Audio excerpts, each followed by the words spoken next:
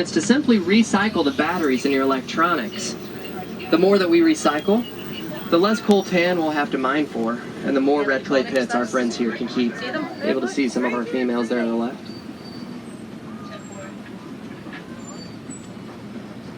Hopefully as we come around the corner into this clearing, we'll be able to see them a bit better. One of my favorite parts of the elephant has always been their trunk. And it's how many muscles they have inside them, which I think is cool. You see, in the human body, we have about 600 muscles in total. While in their trunk alone, they have over 40,000. Some people estimate upwards of 100,000 muscles. Because of this, they have some excellent motor skills, great enough to pick up a single blade of grass. Also a great view of some of our zebra and wildebeest on the right as we go by.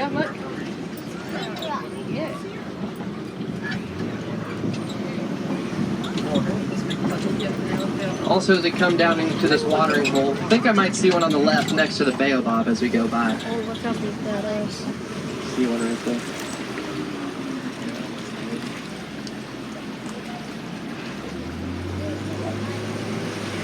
As we come through this watering hole on the left, we're going to be passing by the greater flamingo.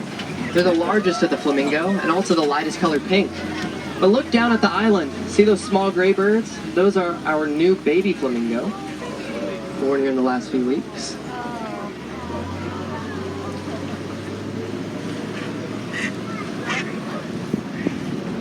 Now the flamingo, they typically get their color from their diet of brined shrimp, which in it has a vitamin called beta-carotene. It's going to take those babies about 10 to 12 months to fully turn into that pink color. We call a group of them a flamboyance.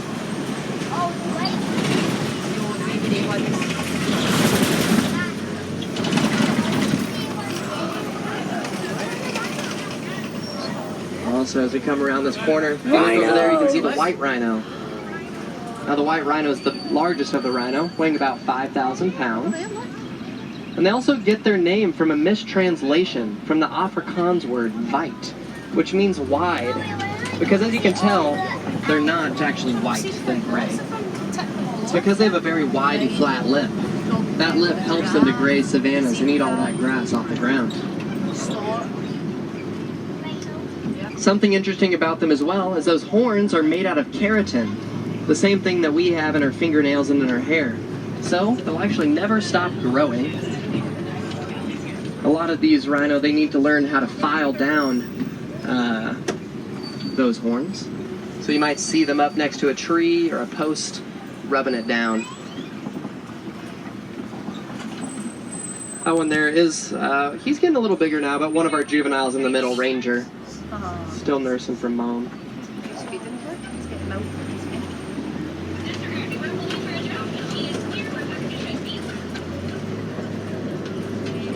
Now, if we look to the left up on these hills, sometimes we can find the cheetah. There's no guarantee, because they do hide pretty well, but I think I see a couple of them up on the right side of this hill. They're going to be nestled between those trees in the back. Now, they are the world's fastest land mammal. They can run over 60 miles an hour. Means they could probably outrun the rock and roller coaster. They're what we call diurnal animals, so that means they're going to do most of their hunting in the daytime, and then they'll sleep at night. It's pretty uncommon because it's so hot with the sun out. So typically most cats will be nocturnal, meaning they'll sleep all day and then hunt at night. Hopefully we're able to see one of those nocturnal cats soon. They love to hang out on this rock formation to the left that we call a kopie.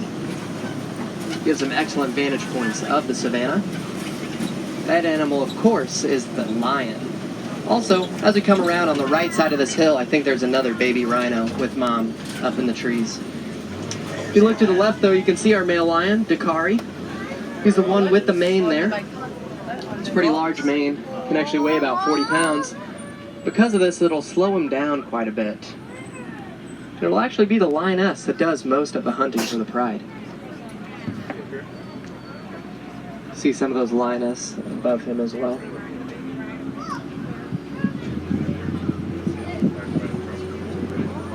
Now while the lioness does the hunting, sadly she's not the most successful, about 30% of the time. That's because they're quick, they can run 30 miles an hour, but they're just not as fast as a lot of the other prey.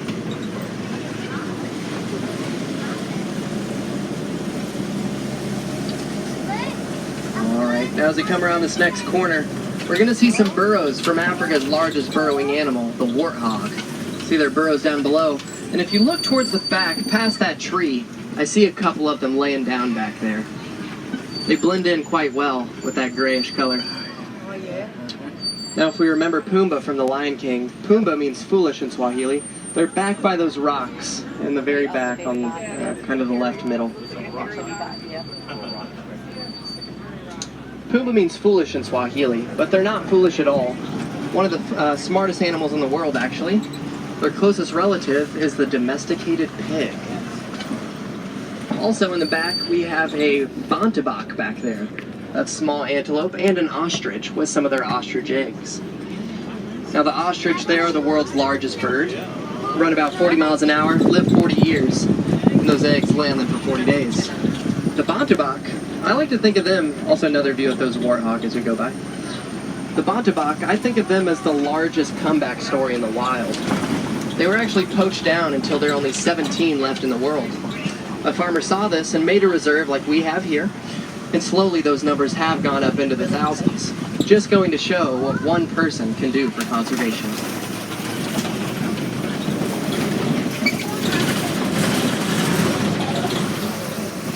Well, now we're going to be coming up to our farm. We call it the Warden's Post, and it's home to one of the cutest animals here, the Nigerian dwarf goat. Besides being cute, they do offer a great purpose to the farm, and it's through their milk. They have a very sweet milk, sweeter than that of a cow. Hi, Tom Brady. It's also been shown to be healthier for those that might be lactose intolerant. Also, if you look at that yellow structure hanging down in the middle, that yellow structure is actually a honeybee hive. You see, with the Disney Conservation Fund, we've been studying honeybees quite a bit recently, because there's one animal that started to come onto the farms and cause a bit of a mess. That animal is the African elephant. If we remember back, they eat 300 pounds of food every day. So you can imagine how quickly they could do damage to a farm. Well, we needed a solution, and what we found is that elephants are afraid of honeybees. So afraid, in fact, they know they're near, they'll run away. So, by simply hanging up honeybee hives on the farms, we're able to protect the farms, the farmers, and the elephants, and make some nice honey for everyone to enjoy. With the Disney Conservation Fund, we've actually put up honeybee hive fences on farms in over 22 different countries all over Africa, which is very, very cool. Well, we're heading back to the village. If you're wanting to help the Disney Conservation Fund, you can definitely make a donation at any of the merchandise shops. In fact, they'll match it dollar for dollar, and this month alone you can get a limited edition rainbow button, which is pretty cool.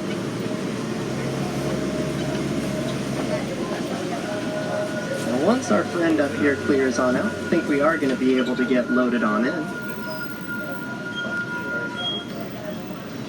If you were a Wilderness Explorer riding today, I want you to remember that you were riding with the Simba 1, S-I-M-B-A 1. They're going to help you to get that badge out front. And I don't like to say goodbye, because goodbye is really sad, and it's really final. So instead, what we like to say here is Kwaherini. And Kwaherini in Swahili, that means to go well. So I hope that we all go well, go wild, have so much fun with wherever our journeys might take us next. If you have any questions, my name is Luke. Feel free to come on up and ask. All right, all my friends.